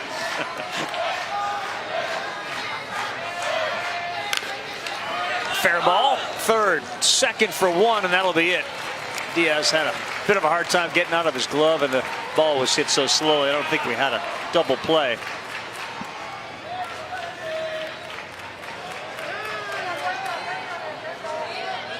And there you go. There you go. You see it. Cardboard just incoming, and perhaps Vasquez. Well, Vasquez at 20 pitches, if they are to come back, he would be available to this team tomorrow. Attaboy, Eric. Big smile. Job well done. He'll be available tomorrow if they get there, having thrown just the 20 pitches. New pitcher parades in. We'll come back to the Little League World Series. Hey, beginning in January of 2018, Little League's going to join other youth baseball organizations in adopting USA Baseball's new USA Bat Standard. For more information on how this new youth standard is going to impact Little League, visit littleleague.org/bat-info. How about our guy saying, call me? Got a big game to play. Kids from Lufkin, Texas and Greenville, North Carolina, they're getting set their game at 3:30, so they're waiting to get on the field and get their warm-ups in. Imagine starting this thing off beginning of the summer and you end up here and you're one of the last 2 teams still around. Carlos Garcia now on the mound from Mexico in a 4-0 game, bottom of the 5th. Yuya Nakajima singled and walked. He's been on base twice. This one is to right center. Shallow, who's going to get it? Nobody. It drops. Array is to 3rd and into 2nd. Sliding in is Nakajima, who's 2 for 2. Not sure if Soto got a bad read on that one or Miranda, but that was up there for a while, and they were pretty deep. I think they were playing real deep. It was a good pitch. He got in on the hands. I mean, when it came off the bat, it looked like he might get a little bit more of it than he ended up getting, but I think both outfielders, you can see where they're at. Probably 2 or 3 steps in front of the track on both sides and just put it in a spot that nobody could get to. Yeah, it wasn't a bad break at all out there by Soto. He went off the crack of the bat, but you're right, in no man's land out there. Here's Hashimoto. 1 out. I mean, they just keep, this kid's thrown a 1/3 of an inning in this whole tournament, and he is pumping fastballs in the mid-70s. So many teams, Little League teams in this country, are kind of hoping you can get 3, maybe 4 good pitchers. At Mexico, when they had the tryouts, and I think the coach said, who wants to pitch? There were 9 of them that lined up. Get on the mound if you want to pitch. And the coach probably was thinking, man, they can all pitch. That's a good thing. Right. Fouled straight back. And it's why they've gotten to this point. After losing that first game, you don't get back to this point in the Little League World Series in the International Championship game unless you have deep pitching, which they're showing you they do. Right down the middle, called strike 3. Hashimoto is retired. 24th strikeout of this game with 2 outs in the bottom of the 5th. Let's not forget, too, what Maine Endwell did last year. A lot of folks, you know, they won the United States Championship game and they had their best pitcher on the mound. You get to Sunday, there may have been some who said, well, they can't win that game against South Korea because they don't have their best pitchers. Both Texas And North Carolina would be equipped on Sunday to be very competitive and win an overall World Series championship. They're that good. Regardless of the number of arms that Japan and Mexico have, the United States teams will be well equipped arm-wise on Sunday. Oh. 1-1. See that? Did you see what Goto said he would do if he won the lottery? Yeah. Donate it to his Little League.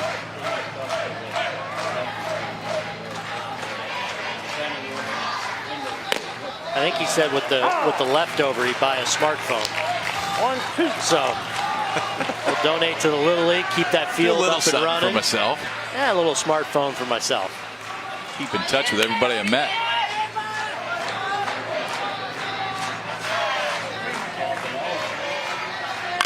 Right back up the middle. That's going to get down. 1 run's coming in around third. Here's your throw home. Good throw and out at home. Miranda and Lambaria there to nail the base runner at home. 1 more run comes in and Japan leads at 5-zip, but this was perfect. What a throw. And look at the strength of this arm from Isaac Miranda out there at center field. The ball's hit hard to him. He does a good job of working through this ball. He doesn't need, even on the bounce, all the way in the fly, on a line. You see Lambaria apply the tag, and Mexico with 1 more chance to get back in this in the 6th.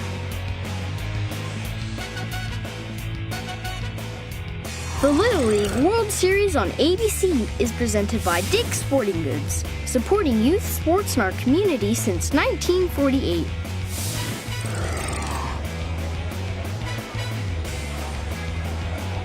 We're back. Let's take a look at our top dog moments of the game, brought to you by Oscar Mayer Hot Dogs. You strike out 12 guys, you're going to get your face on TV again, and it's exactly what Riku Goto has done today. Really great control. He's walked just 1 guy, and those 12 strikeouts have come on a little bit of everything. Expanded the zone when he gets ahead. The breaking ball, he's shown the ability to throw whenever he wants to. We talked about the depth of the Team Mexico pitching staff. It's no different for Japan, and Goto has been outstanding all day. 1 walk, 12 strikeouts. Going to need to be very efficient here in this 6th inning to finish it, but he's been outstanding. Yeah, he's got 8 pitches to work with, or really 7. Before his first or last out, and they've done a really good job because we haven't seen who apparently is their best pitcher. Really hard to argue he's your best pitcher when Goto's been doing what he's been doing, but that is what they say about Tsubasa Tomii. 85 pitch limit, and we're at 79. Breaking ball, strike to Garza. Goto just a machine so far on the mound. 0-2. Here we go. He's had just 2 3-ball counts. Only 2. And he picks up strikeout number 13. 25 in the game between the 2 teams. And the 13 strikeouts, guys, the most by any pitcher in this Little League World Series, of course. The other night, we saw Matthew Mateus of North Carolina retire the last 11 batters he faced via the strikeout. 11 strikeouts in a row. Well,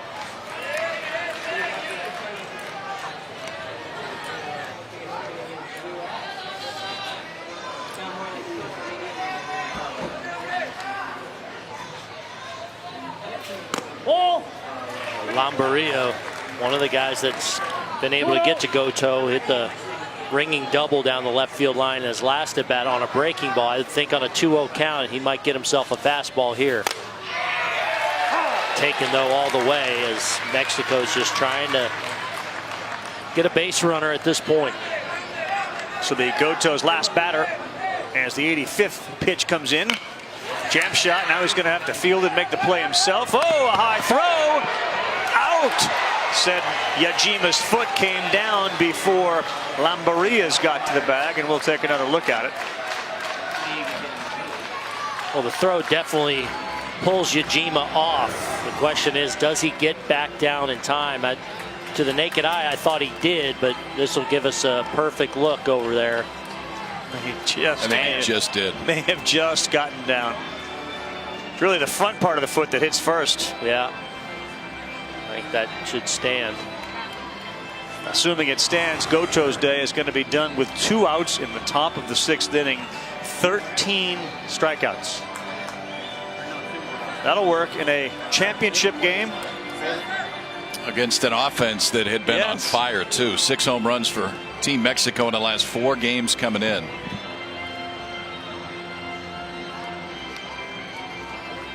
Either way, we already now have the next pitcher on the mound. It looks like it's going to be Miyahara, save Tomi'i for tomorrow. Is it the white shoe or the red one that hits the bag first? I think it's the white one. Yep. So, and he's called out. So there are 2 men down in the 6th inning. Japan leading 5-0. Booney, you know, there's a college football game tonight. Stanford and Rice are playing tonight. Believe it. Yeah, battle of the smart kids. Stanford and Rice. That follows our action here, and that will be on around 8. And then Neil and Stan will bring us Sports Center right after that. Much more on the Mayweather-McGregor fight, which of course is this evening. You have all the Major League action, Little League action, college football underway here.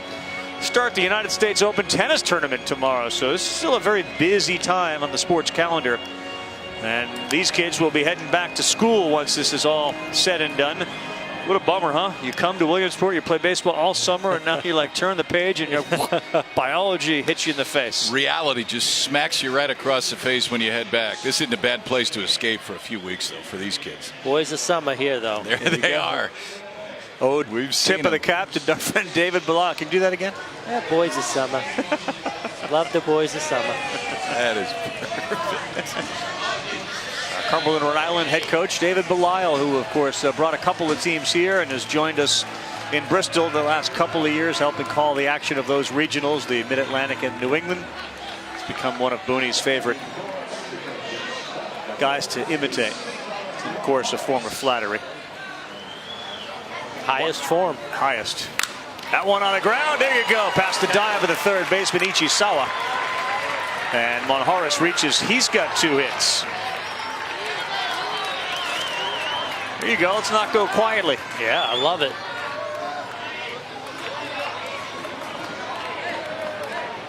Don't forget, Greenville, North Carolina, Lufkin, Texas, the United States Championship game coming up after this one is wrapped up. In between games, we'll look back at the incredible run that the team from Maine, Endwell, and New York had last year when they finished the summer unbeaten. That's in between games.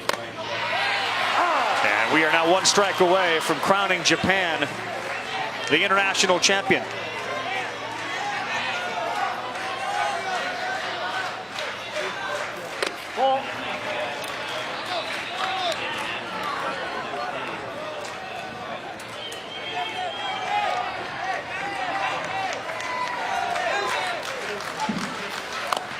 Oh, just missed. This Kitasuna Little League, 6th time in 6 Little League World Series appearances that they have made it to the championship. And that's it. Kitasuna does it again. And now will play for their 4th overall Little League World Series title. That would be a record if they can get it done. Boys, in the 4 games that Japan has played, they have outscored their opponents 27-1. And you know the goal for this team from Japan is to win it all. And that's why you saw kind of subdued reaction to them winning this game. They know it's all about tomorrow for them. And another outstanding performance, all-around performance by a well-rounded Japanese team. Guys, they still haven't made an error. They played 4 games here. They still have not made an error. So the defense that we talked about clearly was there, but the arms today, 14 combined strikeouts. 13 for the starter, Riku Goto, and then Keitaro Miyahara with a solo home run in the 1st inning, comes on to get the 14th strikeout of the day for Japan.